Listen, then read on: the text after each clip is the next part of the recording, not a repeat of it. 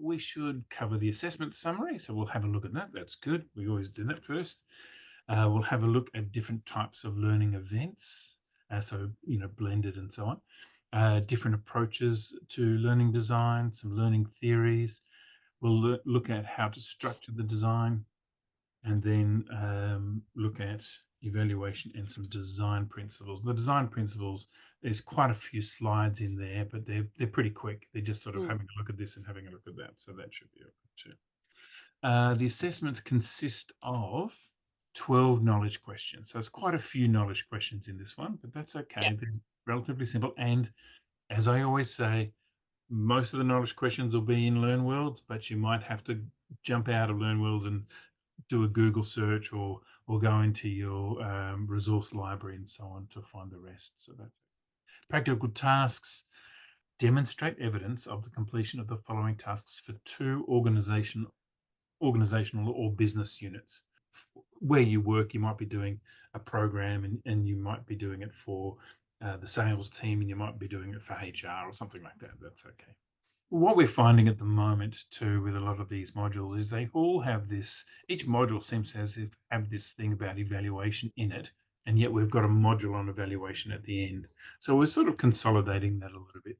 The definition of blended learning, or actually the definition of a learning experience, it refers to the context of conditions within which people experience the learning environment, including physical and virtual surrounds, the instructor, course design, and the organizational culture. So part of the learning experience is the organization you belong to.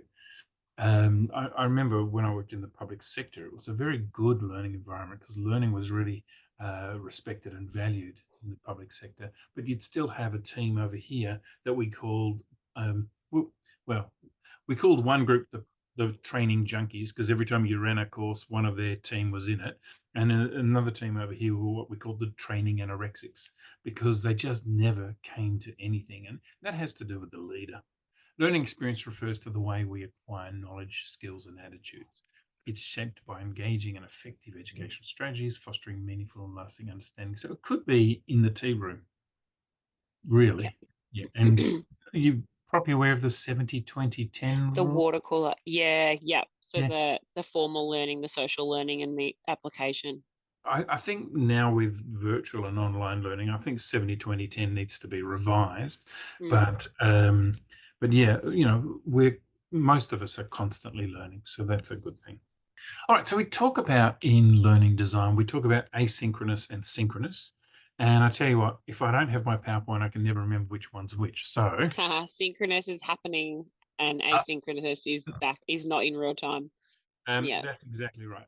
It's a learning environment where learners access content and resource at their own pace. Mm. So it's not even what we're doing now. Asynchronous is YouTube. I need to know how to do a pivot table. Off I go. Yeah. There's no real-time interaction with the instructors. Mm. What's the benefits and disadvantages of asynchronous learning?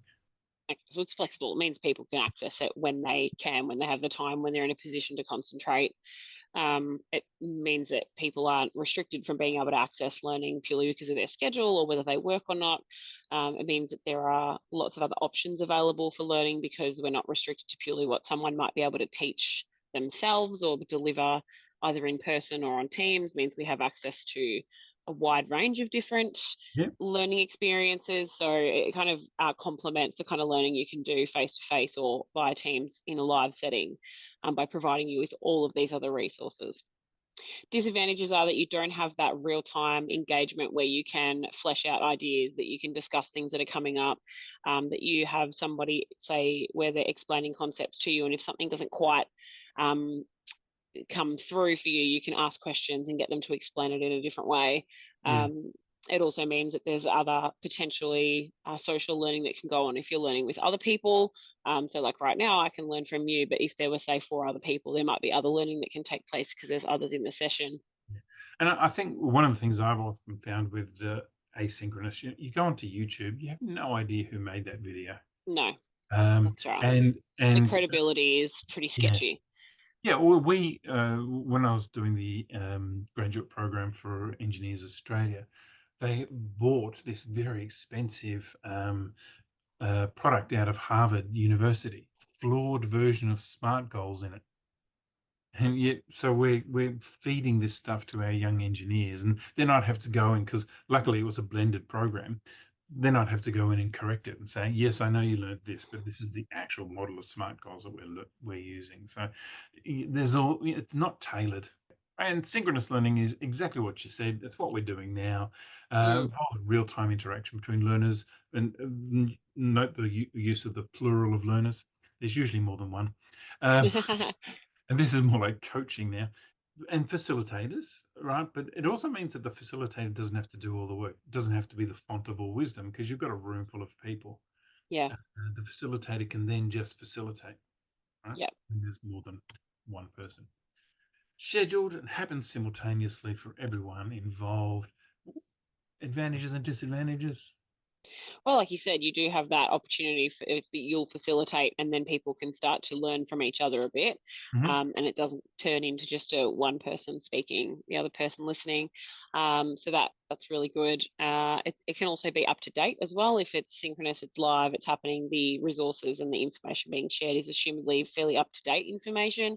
Whereas Mhm. if it's on a blog, a website, YouTube, etc., it may be out of date, like you said. So you can sort of be assured that whatever they're delivering to you in real time is going to be current information. Yeah, so it's constantly upgraded.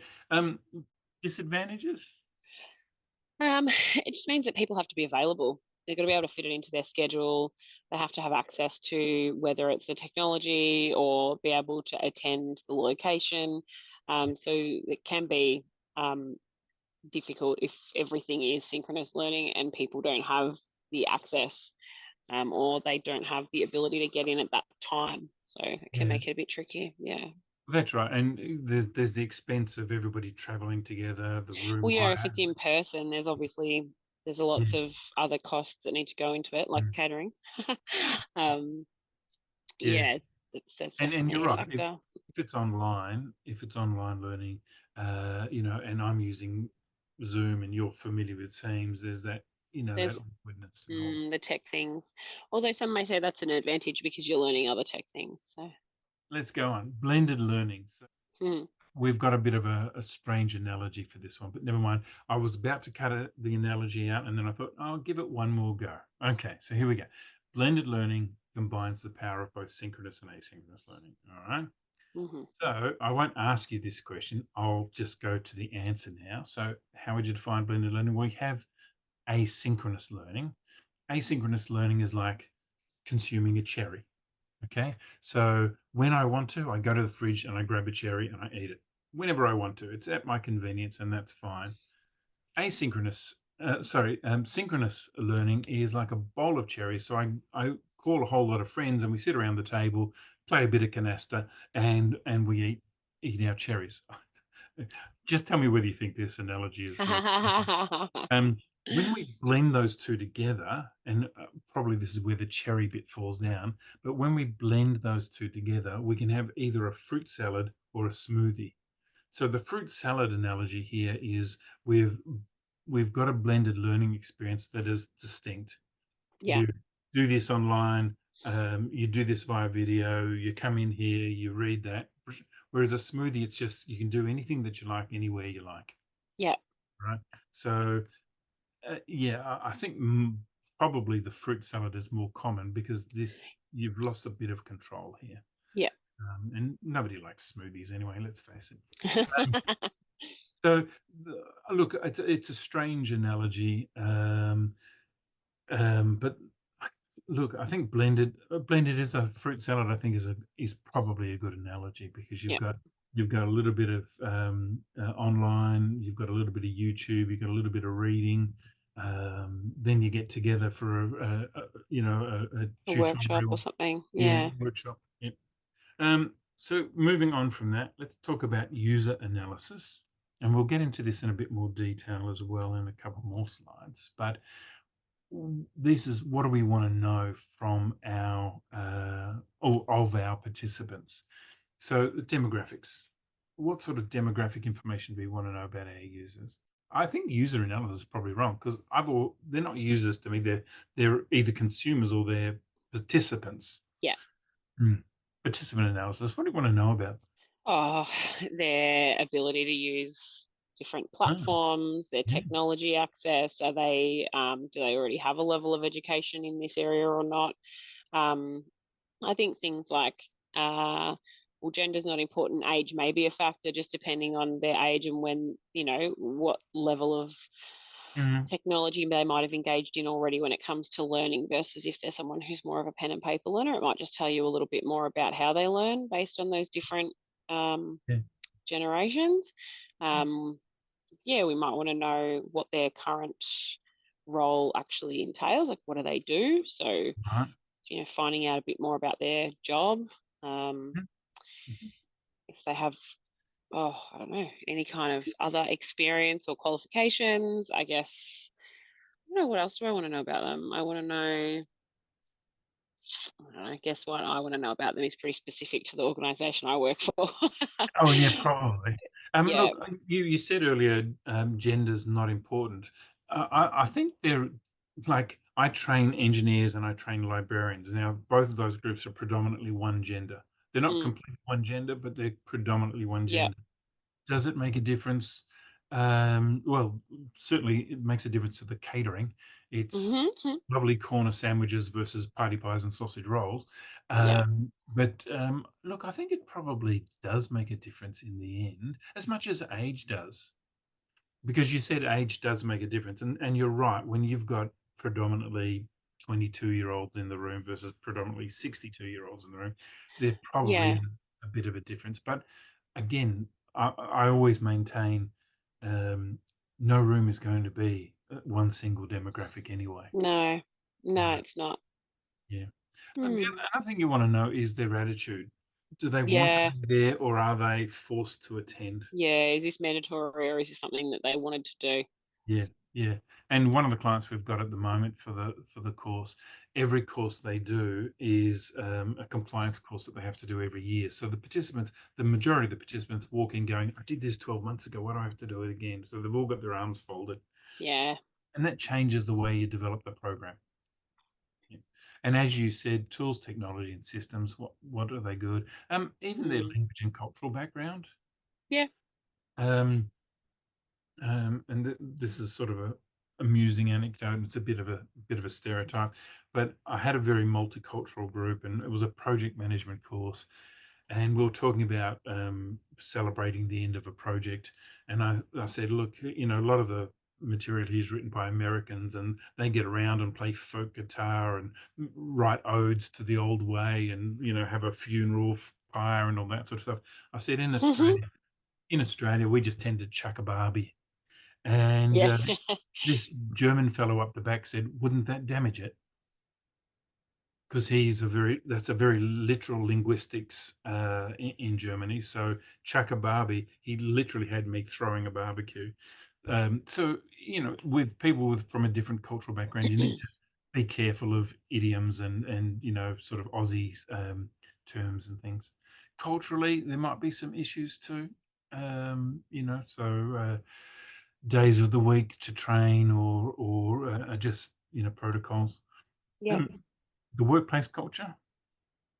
Um, Yeah. yeah, I think you've got a fairly learning culture where you are, haven't you? It's not too bad. It's kind of it's improving, I would say. Okay. Yeah. All right. Okay. Um, what training have they received, and any other constraints? So I've got a group at the moment, and that's an engineering company, and some of them are actually off doing this very expensive American prepackaged course. And I've got to be mindful of that because I don't want to contradict anything that's said in that course, but and Yeah. I also don't want to repeat it. I want to build on it. Yeah. Constraints might be things like, Mondays are RDOs. Uh, Yes. Yeah. True. we can't have the whole team off for the whole day. You know, No. those sorts of things. Mm. Yeah. Communication preferences too. Uh, I've been doing some work with local council where, they're the grounds, they're parks and gardens people. So sending them an email's pointless experience. So what does it entail? Well, the ingredients are, there could be a face-to-face component, an e-learning component, like Learn Worlds, if you like. Yeah. We could have a webinar. Webinars, to me, are fairly one way. You have a room full of people and the subject matter expert talking.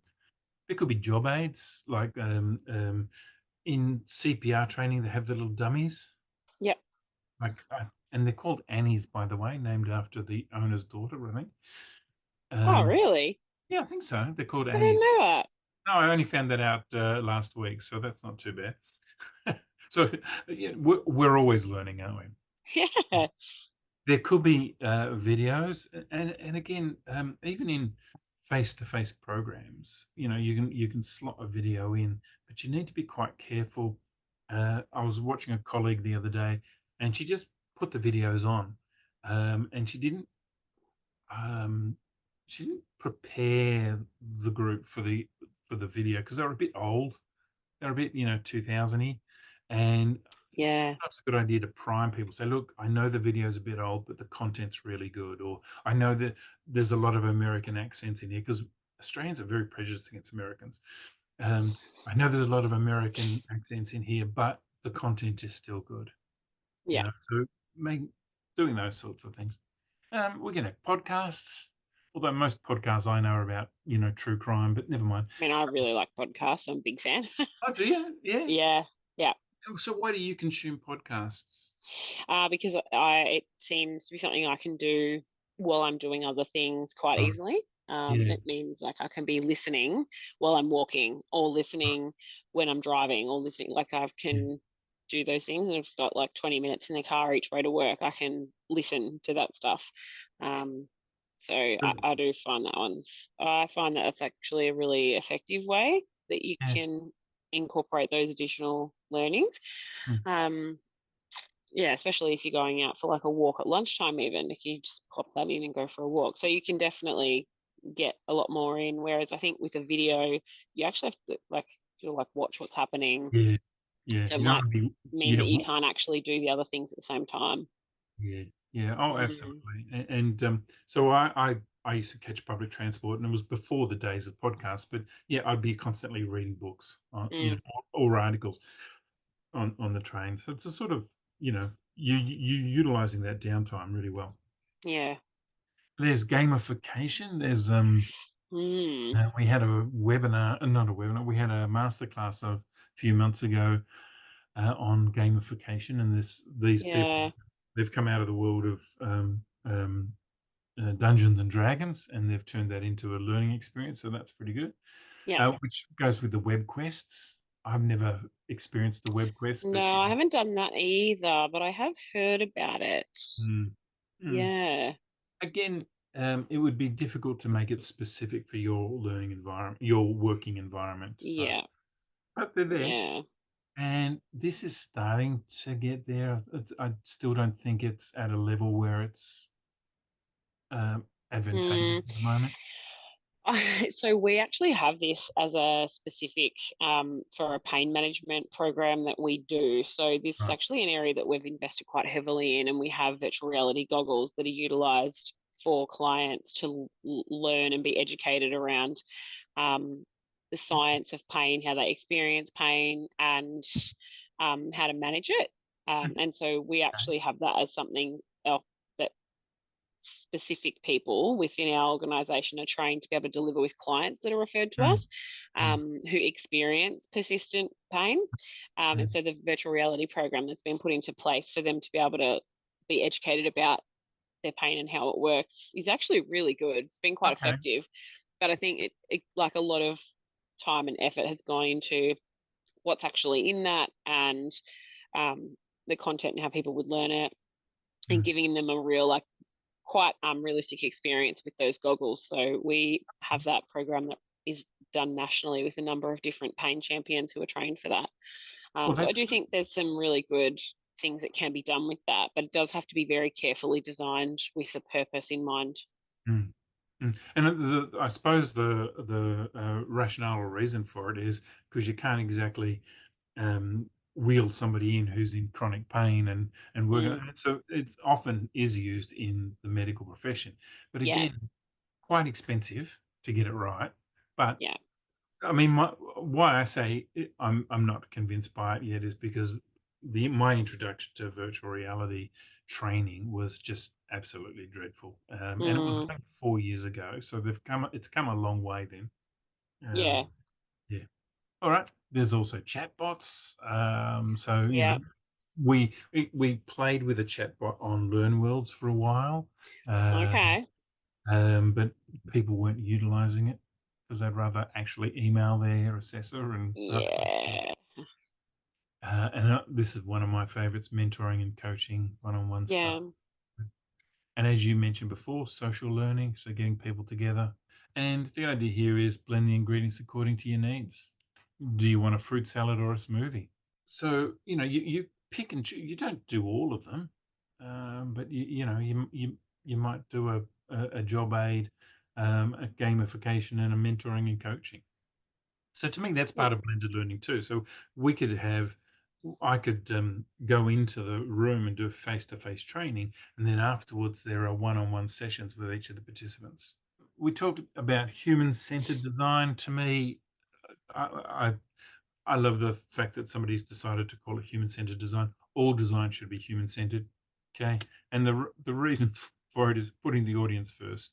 Mind you, I have seen presenters who'd put themselves first, rather than the audience, so their needs were far more important than the audience's needs. And I might have mentioned this last time, but there was a facilitator who literally said, "No, no, no, no questions now. We're 30 seconds behind schedule." oh Literally my 30 gosh. seconds behind schedule. I know. Um, Wow. and I just thought, well, yeah, that's just I've got to it's like the bus driver who doesn't stop to pick up passengers because they're behind the timetable, doesn't make any sense. Um, so we determined the demographics, and we'll have a look at personas in a minute, which is in your learn worlds. And there are two approaches. There's design thinking, and the end user personas. Let's have a look at personas. Okay. So personas is an acronym. We want to have a look at the profile of the people we're looking for. We want to have empathy for them. We want to know their reasons for attending. Okay. What skills do they come into the room with? So we're doing this. We're sitting while we're designing the program. We're asking ourselves these questions of our likely, learning cohort. What obstacles could they have to learning? What needs do they have in the learning room? So what do they need to learn? Do they have access to technology? And what are some solutions we can give to them? Now, apparently, it results in things like this, and you can actually have a look at some of these on the internet. So um, they've they've there's a whole lot of examples. So for this one, for example, our typical learner, apparently her name is Priya Shri. I have no idea. Her age is 31. The average person is going to be female in our course, and their job role is going to be project manager. Their personality is extrovert, independent, ambitious, and a multitasker. Here's a user persona example. So this is our average persona. This person is born in 1948, so they're ancient. They grew up in England. They're a successful businessman with an income in excess of $1 million. They're a prominent public figure. They've been married twice. They've got 2 children. They're a practicing Christian, and they go for holidays in the Alps, and they like dogs. Who do you think that might be? King Exactly. Charles, is it? Exactly. You know what? You're King exactly Charles. right. It's King Charles. I was going to say he's got more than two kids, but no, he doesn't. He has two. He has two. No, but Yeah. guess what? It's also Ozzy Osbourne. So Oh, really? if you've designed your course around King Charles and Ozzy Osbourne Mm, turns up, you're in trouble. Um, you yeah. know, catering, just bite the heads off bats. So I sort of worry about this, but having said that, I always think about my audience when I'm designing a course. Who are they? They work for this organization, so they're Yeah. scientists or they're librarians or whatever. They're probably going to be in this age bracket. They're going to be predominantly this gender or that gender, or six of one, half a dozen of the other. So I have a think about those things. Like it helps. It gives some insight, but it doesn't Yeah. give you everything in it. Yeah. Impact. What's the impact if we don't consider the audience? If we didn't have It's a not. It's just not No, going to, yeah, they won't be right, won't hit the mark. that's right. It's Mm, not going to be personalised to them.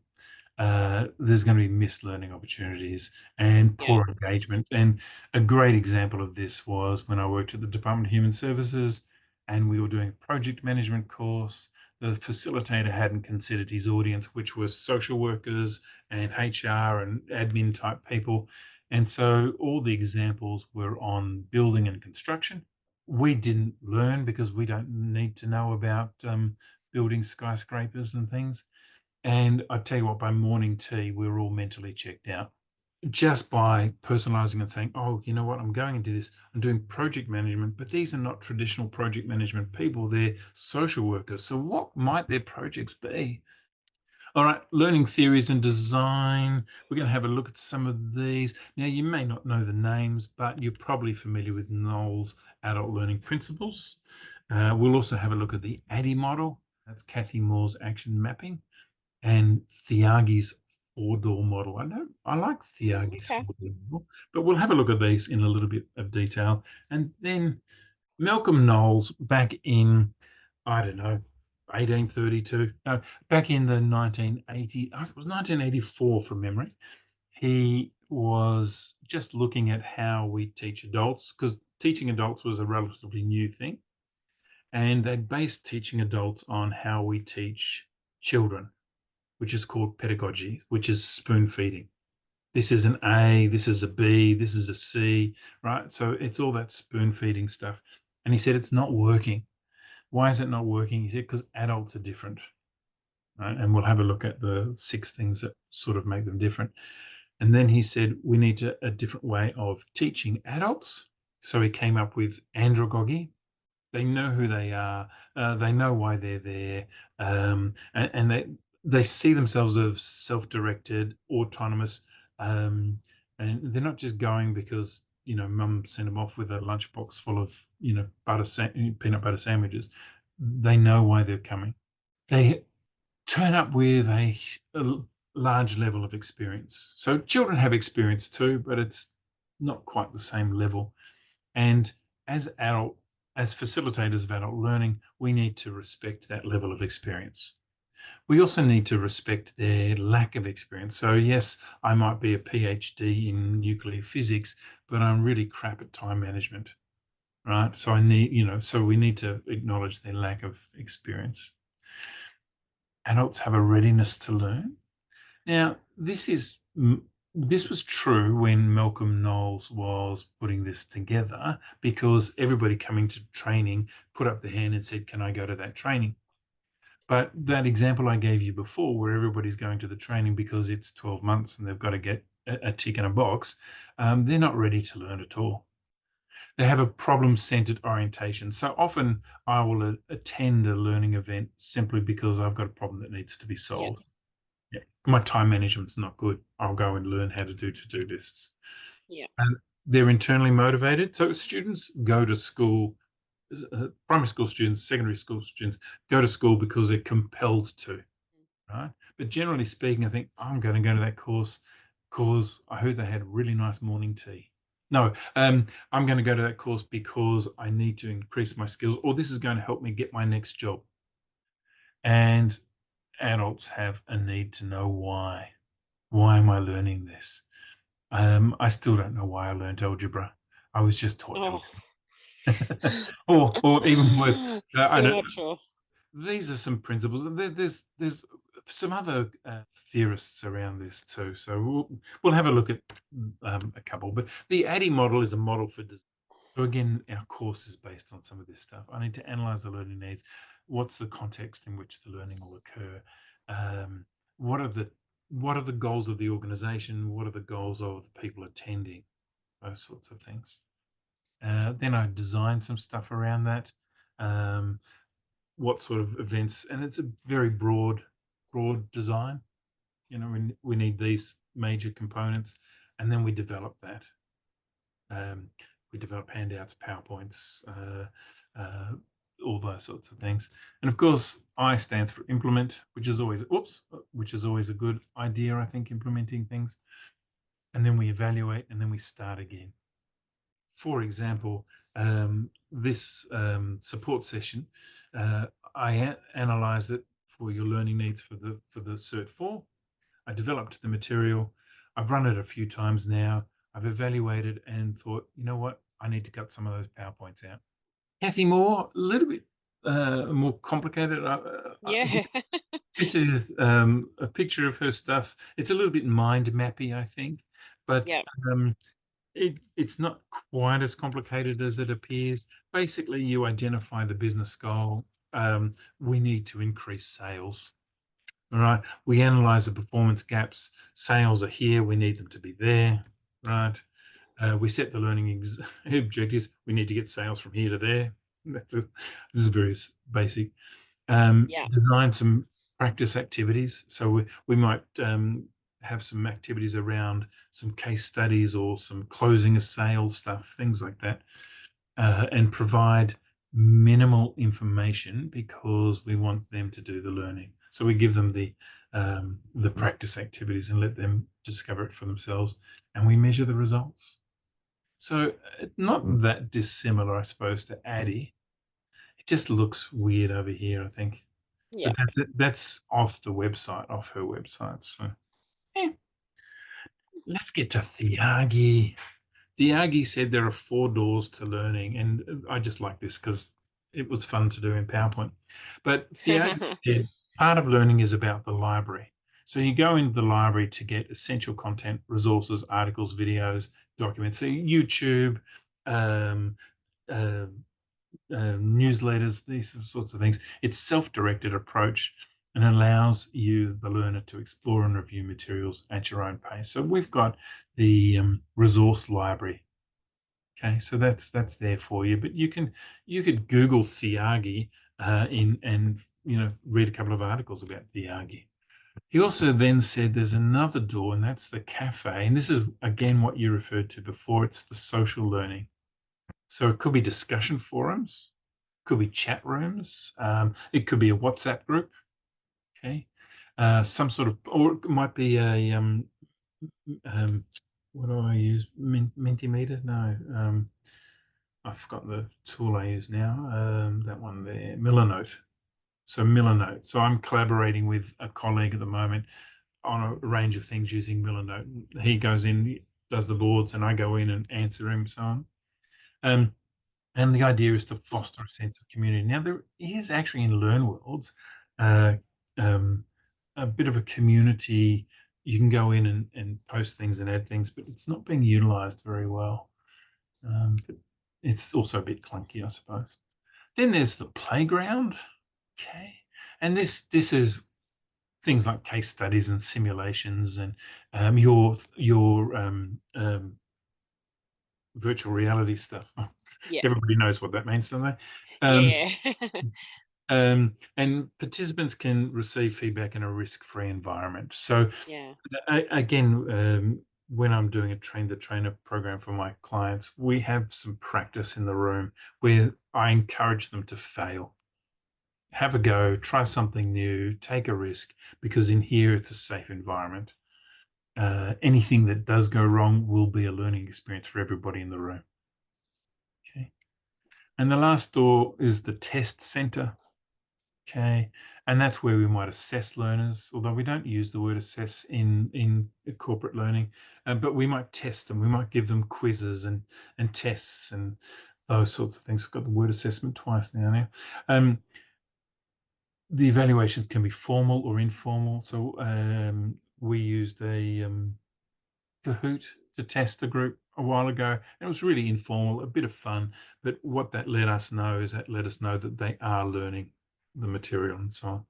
Peer review could be good. So in this course, you're submitting assessments, you're waiting for Raj to get back to you, and there you go. You know how well you're going. It's interesting at least. Mm. All right. So structuring the design, there's a number of different things we look at here. We'll look at these in detail. There's Bloom's taxonomy, which I Yep. think is quite I've good. You seen know it? that before. Yeah. Yeah. Yeah. Yep. There's just structuring. Then there's another one called points of learning. Storyboarding comes out of the arts. Bloom said there's hierarchy, if you like, of what we're trying to do when we're learning. We might want to just teach people to remember, and there's your recorder. You can still play Three Blind Mice on the recorder, Oh, yes. Yeah. right? And that's just remembering. But what you don't know is you don't know really, assuming that that's your extent of your musical knowledge, there's no understanding of how music works, the mathematics behind it, or the, you know, flats and sharps and things like that. You can just play Mary Had a Little Lamb. Mm, We then want to apply it. Right. So, using the recorder as an example for some strange reason, you learn to understand a little bit about music, and then you can actually start applying it by playing other pieces of music. mhm, You can analyze the music. This is good. This is bad. That went well.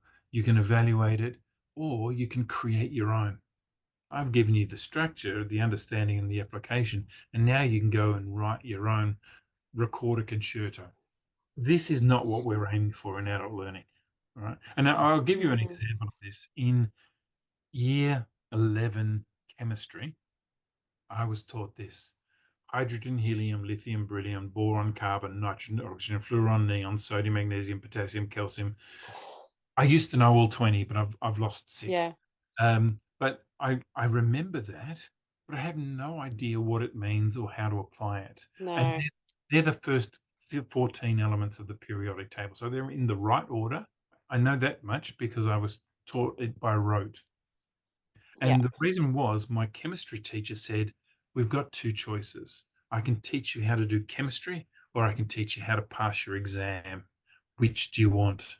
And of course, as year 11 students, we all went, "Need to pass my exam, thanks." But in adult learning, we want people to at least apply. And that's why we Yeah. do case studies and simulations and things like that. Ideally, I want people to walk out of the training room with a knowledge that surpasses anything they learnt in there. Again, when we're putting a program together, we want to go from the known to the unknown. Excel. So we'll go from the basics of Excel, right, Yeah. up to the really difficult stuff. But we'll go slowly so that people feel confident. We could cluster things together. So we could teach cold calling sales. We could teach sales negotiation, and we could teach closing a sale. Dependencies, well, you know what? We can't teach evaluation until we've taught design and delivery. We can't teach delivery until we've taught design. Time between steps, we might need to leave some space between the steps so that people can practice, and we follow through and follow up. All right, so storyboarding. Here's a simple template for storyboarding. Traditionally, in the arts, and my son's into video editing and things like that. The storyboard would be like you see in Walt Disney, a graphic of Mickey This Mouse doing thing, this and this doing thing. that, and there's Donald Duck. Yeah. But we've just got, well, here's our modules. What are the objectives for those modules? What activities are we going to have in person or online? How are we going to assess things?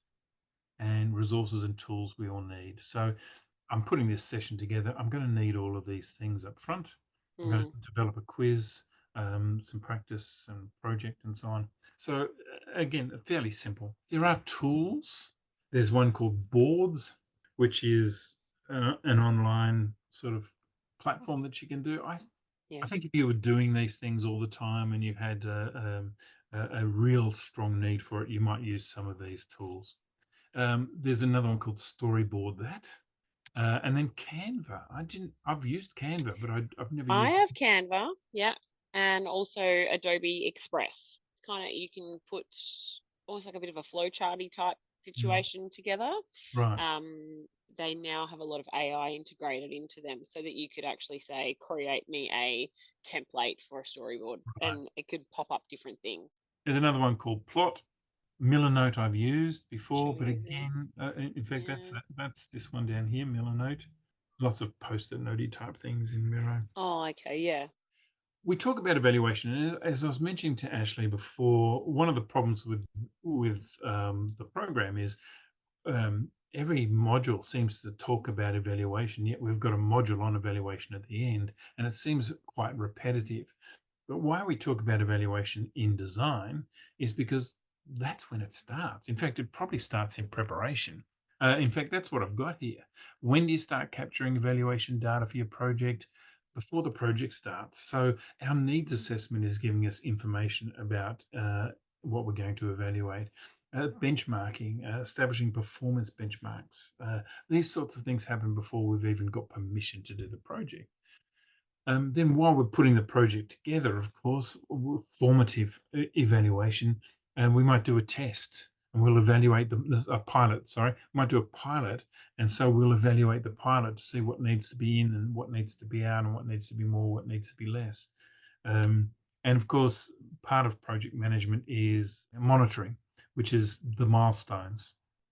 We also, after the project, okay, so the learning has occurred and we get immediate feedback. You know what they're called? They're the happy sheets, right? We get the happy sheets, and that can give us insight, immediate insight. And I always say this.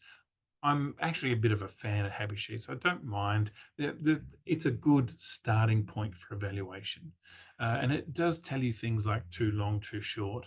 Um, it tells you a little bit of information there, but we need to go beyond that and have long-term impact feedback as well. So after the project has ended, to assess real-world impact. So um, Ashley and I were talking before about just a pretend sales training course, and one of the objectives of the sales training course would have been to improve sales. So the long-term impact is, did sales improve for the cohort, particularly for the cohort who attended? And then there's continuous improvement. We've always got to be looking at our uh, learning events and evaluating them. And again, actually, I'm not sure.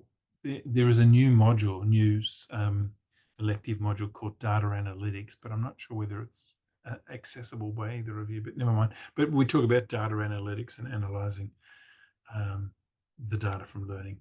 So that's our evaluation data. Why do we integrate evaluation data? Okay, because it helps us to create holistic design.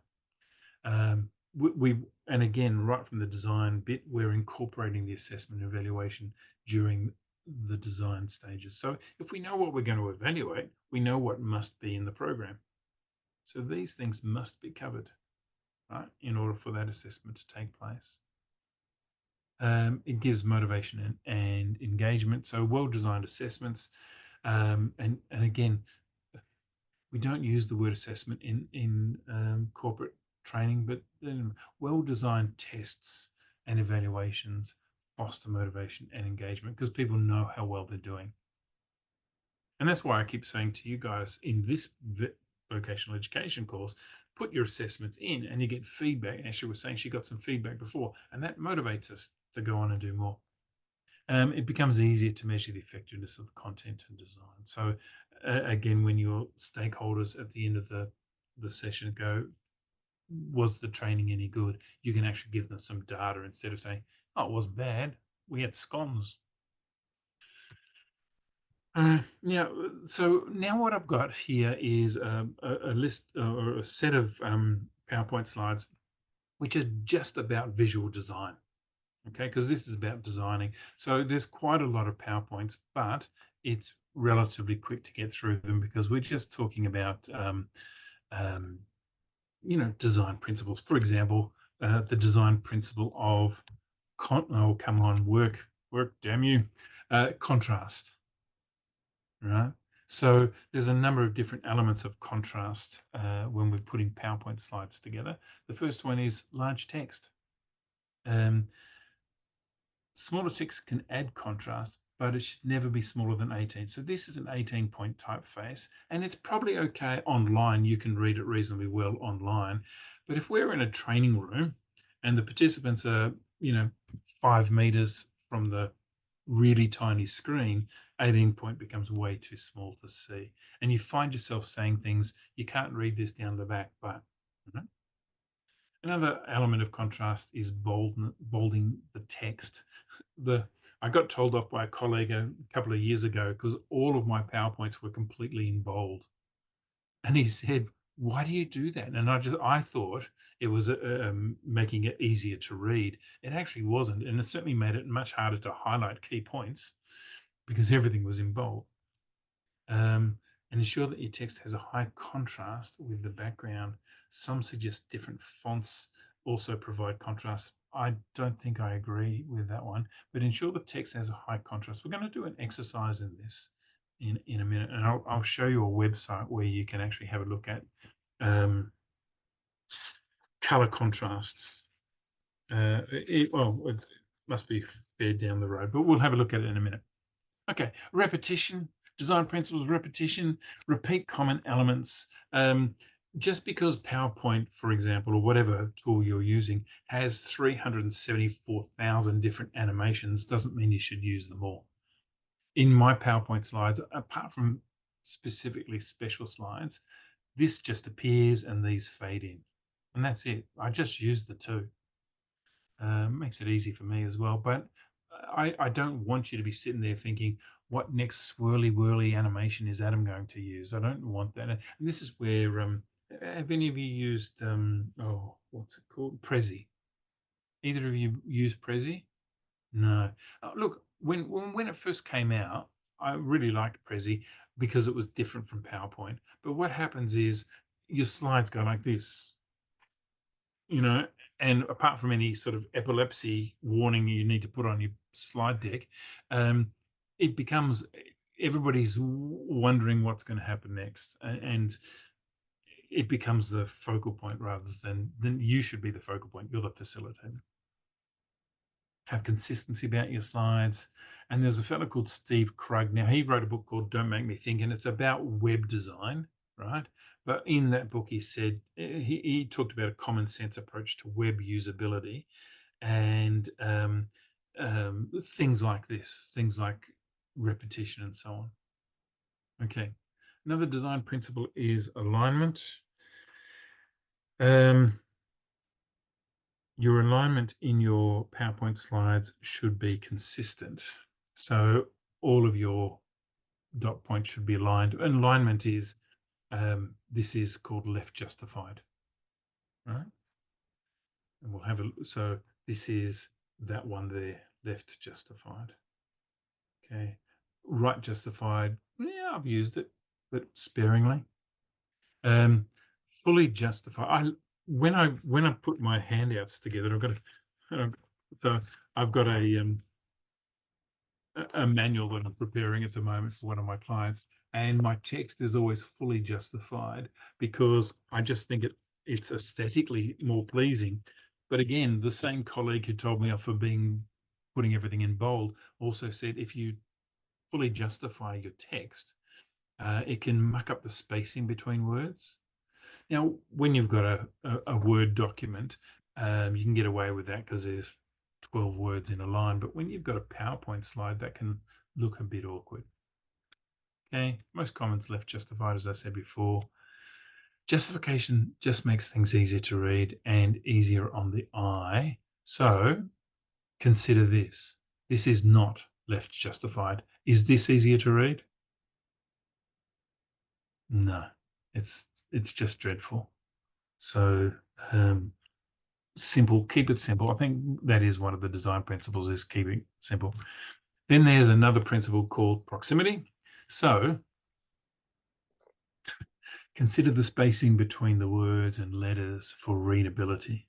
This is the line, and this is the line condensed by 3 whole points. Now, you never do that, but the reason you would condense your words would be to make sure it fits on one line. You'd never go by 3. That's just sledgehammer stuff, but that's impossible to read. Okay.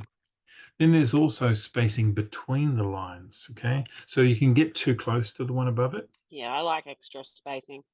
Yeah, me too. Like So 1.5 at least. yeah, so Yeah. there's extra spacing because what I like to do is I like to space it out so that the slide takes up the whole. Sorry, the words take up the whole of the slide, Mm, because that means I know which one's the last dot point because it's right near yeah. the bottom. Too close can be difficult, particularly when there's lots of points, because this is me trying to squeeze 37 dot points onto one slide. Consider having 2 slides instead, but consistency is probably important here too. I have to, for the camera club, I do a PowerPoint slides at the beginning of every session. And because I'm cutting and pasting all the time, I keep forgetting sometimes that I've cut this from a different slide. So this is got 30 points in between it, and this one's only got 12. And I go, it's driving me nuts. All right. Simplicity. Okay. If the slide is too complex, it can't be read. So, there you go. There's one of those animations that I told you not to use. But I again doing that deliberately. So this slide, in order for you to work out what's going on, it's not actually that complex, but you've got to go up here, you've got to go down there, you've got to work out what the colors are. It's just a bit annoying. And there's this really random dot point at the end there, but never mind. If it can't be read, then it probably shouldn't be a slide. It should be a handout. Okay. And this is my mantra for slides: just because the system can doesn't mean you should. When my son Josh was in, year 8 or whatever, they used to use PowerPoint to put in their tests and assignments and things like that. And I'd look at his PowerPoint slides. He would use at least 14 different fonts on a page, right? And every animation known to man. And I wanted so much to say this to him, but he was 14 or whatever he was. Yeah, that's okay when you're 14. We're not 14. All right. So here's another version of that same slide. Okay. So there you've got the labels up here. It's very simple and visually represented. But there's another version of this one too. That's this. Yeah, it's Now, better. so that's interesting because I preferred the previous one, but I've had quite a few people say, no, I like that better. What I would do to this is add what they are. So 9% is actually, if you look there, cake and ice cream. So it's complex sugars. 26 is meat and fish. 45 is fruit and veg. And 56 is grains. Right, I can work that out, but yeah, it's all right. But I'd probably put those words on there somewhere as well. And it's got that up there anyway. But people do tend to relate to that a bit. Although the confusing bit with this, okay, is that we always think of the top as being the pinnacle. And that's what we don't want. We want this stuff down here. Anyway, it doesn't matter. So yeah, can we improve it? Look at your visuals and so on. And then there's this, it's called spatial continuity. And that's around the placement of the elements. And it needs to make visual sense. For example, this kookaburra, two things wrong with this kookaburra. One is he's too close to the edge here. So there's nowhere for him to look out. And plus, secondly, he's looking away from the words. Okay. So it might be better to do that. So he's got a bit of space. This is a photography thing as well. He's got some space that he's looking into, but it still needs improvement.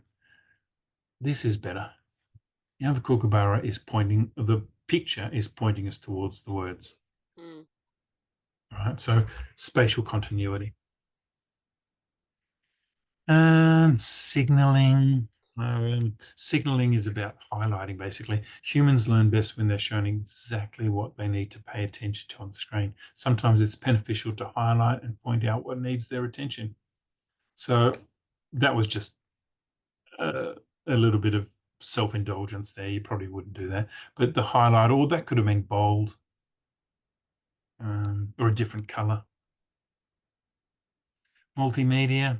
Humans learn more from pictures rather than just words alone. And this is relatively new because, again, when I first got into learning and development, when we had steam-powered training rooms, we used overhead transparencies. And you'd never put a picture on there. We were told you don't use graphics. You just have words. That was the predominant wisdom of the day. I think that was more about the quality of the graphics than it was about anything else, or the cost of ink. But now the prevailing wisdom is your pictures should have something visual to look at as well. and probably more important even in online learning than it is in face to face. But this needs to be relevant. So, at one level, what's this got to do with this slide? Right? Where and what's the kookaburra got to do with the slide too? To be fair. Then we also talk about accessibility, and there's well, what what does it mean to you? Any thoughts? Means that when you go through the it's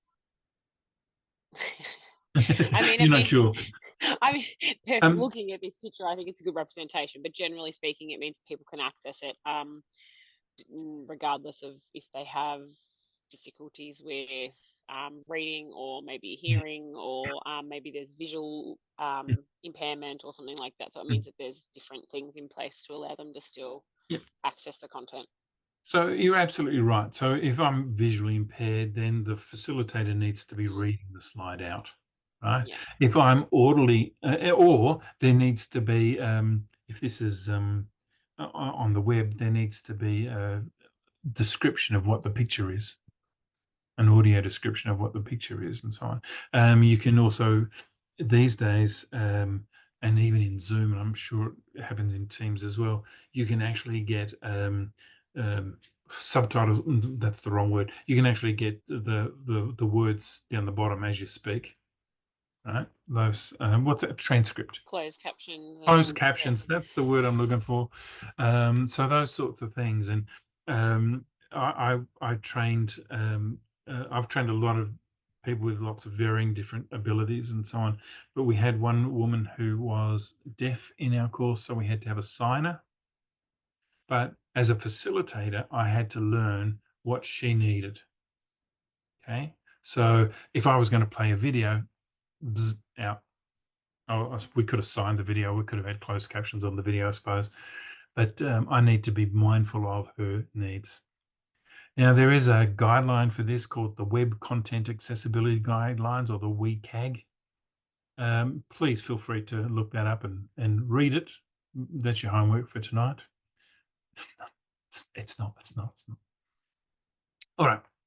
So, 4 principles of accessibility. One is, and we'll go through these in a bit more detail, but one is it needs to be perceivable. Right?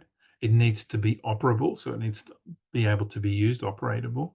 It needs to be understandable, and it needs to be robust. So let's have a look at these one at a time. So let's look at perceivable. Did you know there's an accessibility checker in Microsoft? I only learned this when I was putting this course together, and so there's on your Microsoft tab. There's a tab called Review, right? When you press that button, select the upper part of the check accessibility button. So the upper part, oh, sorry, up here, right? I did not know that. No, neither did I Mm. until very recently. When you click that, there are more options if you click that arrow there. So you can check accessibility. You can look at alternate text for your, that's the word for your pictures, right? And all these other things. Ah, Yeah. A side panel opens with these recommendations, and click on each one to accept where appropriate. So you can do all of those things in your Word document. So as someone who's visually impaired, I get your Word document and it reads itself out to me. Those sorts of things. mm, did not know that. That's No. really good. And I think, I don't know how long it's been available, but I only just discovered, those things on Facebook. I was this many years old when I discovered. Yeah. Yeah, I was about 3 months old when I discovered this. Um, 3 months ago, I think I discovered. No, no, a couple of years ago. But it's there. It's always been. Well, I don't know, always been Mm, there, but it's been there for quite some time. But of course, um, software doesn't come with instructions anymore. no. Yeah, it's all about figuring it out yourself. All right, now perceivable. We need text alternatives, so provide alternative text for every image, alt text for every image or video, and so on. If we're using time-based media, Any recording, such as audio visual, should also include captions, as I said before, and be accompanied by a transcript. Right? Needs to be adaptable, so include additional ways of presenting the material, simpler without losing integrity. Yeah, again, I had a person in one of my classes at Monash University who was visually impaired. She wasn't blind; she was visually impaired. So I created an A3 version of the handouts, and I also made sure that, and this is a habit that has always stuck with me ever since. I made sure that I read out exactly what was on the PowerPoint slides. Reading what's on the PowerPoint slides can be quite annoying for your other participants, but if you can't read them, then it's Hmm. important that they get read out. And it needs to be distinguishable, make it easier for participants to hear things, to see things by separating background and foreground contrast. And that's where we're going to here. Yeah, I might actually, oh, I can't do it from here. I want to, I'm going, oh, I've got it open. So there's a web page that you can go to, which is called the Contrast Checker. And I'll give you the website in a moment. But we have a look at background and foreground color, right? And there's a rule, according to the WCAG, that the minimum contrast between background and foreground should be 4.5 to 1. So the difference should be 4.5 times between backwards and forwards. So obviously, black on white and white on black is the maximum Hmm. contrast you can get. But some of these won't make it. Hmm. Which ones do you think won't make it? What letters? Well, the G's not going to make it. G's not going to make it. Mm-mm. Um, the blue on the green, I don't think will make it either. The N, The N won't make it. Yeah. they might be a little bit, yeah. And Yeah. oh, The blue on the black won't make it. And interestingly, the blue on the I was red. going to say the blue and the red probably won't, but that I think isn't that a color blindness issue as well? Yes. And plus, what happens with blue on red is it tends to pop out and do this sort of 3D thing. So Yeah. it can be fun, but it's not particularly good. So let's have a look at their contrast, bearing in mind that it's 4.5 to 1. Black on white is 21 to 1. So that's very high. That's 15 to 3.1. Mm, Sorry, 15.3 to 1. Sorry, I mm. would. Right. You said that one wouldn't That'd work. be done. The blue on green also. Yep. So let's have a Yeah. look which ones don't work. Yeah. Um, that one, even that one, right? So that's only minimal. That's 4 to Mm, 1, but it didn't quite make it. And the white on the green. And what happened was when I originally put the PowerPoints together, the blue that I was using in my text was much lighter. And so it was fine over here, but when I got it to that color, it actually slightly failed the test. So we've made it slightly darker. mm, But what you do here is you put in your foreground and your background color. So if I were to have a look at ILP's logo, so let's have a look here. Just the foreground is white. So white is, I think it's color picker. Blue. Yeah. So Oh there's no, I thought it might have color picked from the actual outside of it. That's fine, don't worry. yeah, but I actually know the hex code for the light blue, and Yeah. it's 0875 B2. And that has a contrast ratio of mm, 5 to 1, so it matches. So this is a good thing, and I'm sure your marketing departments do this, but mm. this is a good thing to do with your marketing stuff. It's interesting. I know that at Bowen Health I use their style guide, and actually think some of their colours don't, Meet even though that. even though they say that they are accessible, I actually don't use some of the combinations because I just don't think they're high Yeah. enough contrast. So Yeah. Mm, Chico, we talked about um, for accessibility, things need to be operable. So are things keyboard accessible? Um, ensure that aspects of the learning management system, your LMS, can be operated via a keyboard this is about your LMS more than your PowerPoint slides now, but there must be multiple ways of opening things. Yeah, I've been involved with at Deakin. I was involved with making sure that the LMS was fully accessible. So yeah, Um, Interestingly, LearnWorlds does pass accessibility, but it's not the gold standard. But it's there, but it's not quite all the way there yet. yeah, we had I don't, have you heard, oh you guys use H5P, so yeah, when we Yeah, were evaluating H5P, there yeah. were certain tools only certain tools we could use that were accessible. So you can't use all H5. I mean, you can, but Oh, right. not Okay, all H5P fully accessible. So okay. All right. So there you go. I didn't know that. Um, all right. You need to also make sure that there's enough time to get things done, like tests and quizzes and things like that, because not everybody works at the same pace. Um, Seizures and physical reactions. We've got to make sure that we don't have the epilepsy flashing thing, right? And is it navigable? Clear logical structure, including a table of contents and so on. So again, in LearnWorlds, you go there, and for most of the units, there's a menu down the left-hand side, and you can click on the tabs and go to the bits that you want. It's pretty navigable. But input modalities, can it be accessed via keyboard, mouse, touch, voice, or other assisted technologies? Those sorts of things. Is it understandable? Okay, so is the text readable? Um, and is it written in a simple enough language? Um, Clear fonts, so Comic Sans, or you use some of those sort of gothic fonts and things like that that you see around the place. No, I like nice simple fonts. Um, they go in and out of fashion. So the fashion at the moment is for the sans serif font. That's the fonts without a foot at the bottom. But for a while there, Times Roman was the gold standard, and that's a serif font because it has a top and a bottom. No jargon, no acronyms. Yeah, predictable. Um, your LMS or other web pages should behave in predictable ways.